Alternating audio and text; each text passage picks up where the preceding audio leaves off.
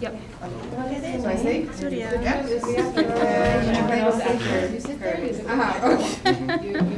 Okay, so we go again.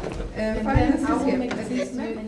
In the future, young people won't have to worry about loans in order to start the job of their dreams.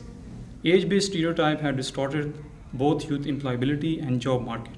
However, I believe that age doesn't define youth capability, adaptability, and their performance. So the current youth of today who are students will not only be future employees, but they will also be future employers.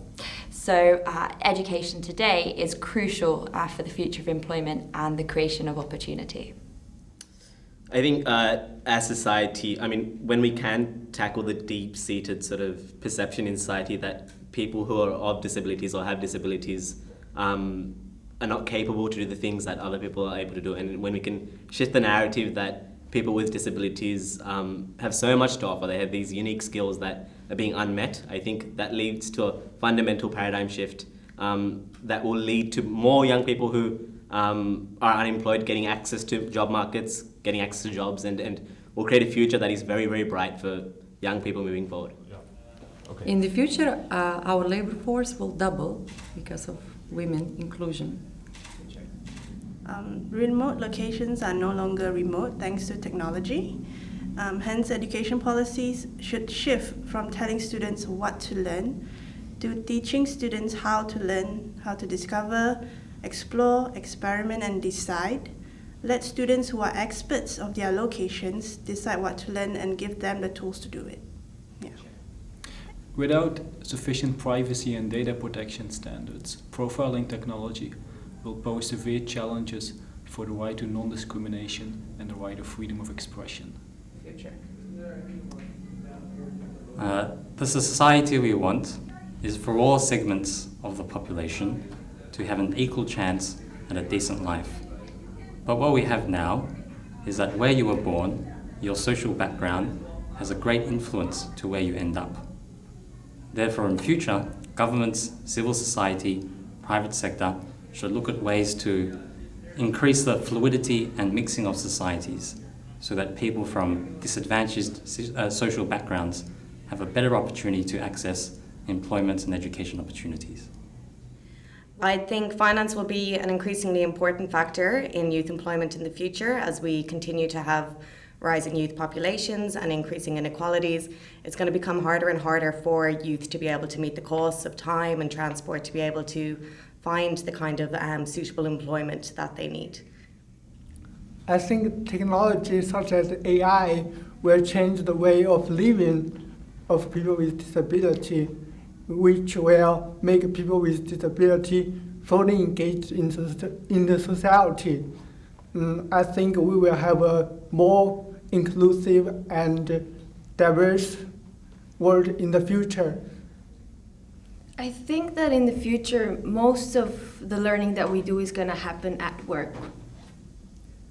To be honest, I think that the influence of location will be lessened down in the future because thanks to the development of IT and transportation technology. But I think we do need some regulation for the developed technology so that we can use it properly, so that we can get desirable research in the future. In the future, young people need to be valued only based on their skills and the potential and have access to the equal labor market. I believe it is critical to bridge digital divides to ensure that everyone can access transformative opportunities as a result of digital and technological advances. As we are facing the problem of aging society, the workplace of the future will incorporate the power, energy of the youth, and the wisdom and the experience of the old.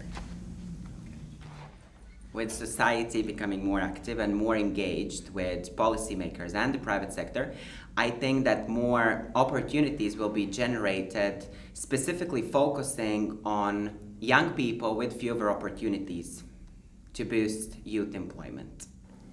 Education is diverse and it's not just about grades and qualifications. Perhaps if you combine all these different forms of education, formal, non-formal, and informal education, we can develop youth that are not only looking for employment, but actually can create employment. Technology will continuously reshape the content and nature of our work, and that's why we have to continuously adapt and learn. One way that I think location will affect the future of youth employment is the masses of students who are studying outside of their home countries nowadays. So just as we have created policies to allow that ease of movement for students to study outside of their home country, I think it's just as important for that mobility to be available for students who are interested in working outside of their home country afterwards as well. Gender won't influence the youth employment. We shouldn't consider it as a factor. Finance from the government will help young people to acquire skills before they get a job. Yeah, so I think that nowadays there is a great lack of contact between people with disabilities and non-disabled people in the workforce, and this leads to a lot of stereotyping and wrong ideas about how one should relate to disabled people. But with the implementation of the right policies, I'm sure that employers will start to see the real value of hiring people with disability, which in turn will increase the diversity in the workforce.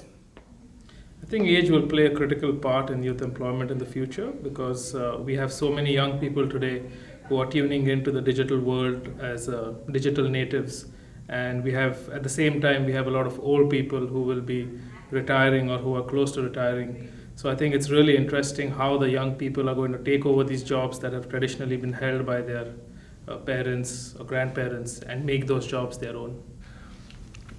I remember the days when there was youth unemployment. It was a very challenging time for all of us.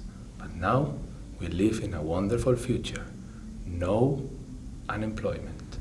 No employment. Life is nice.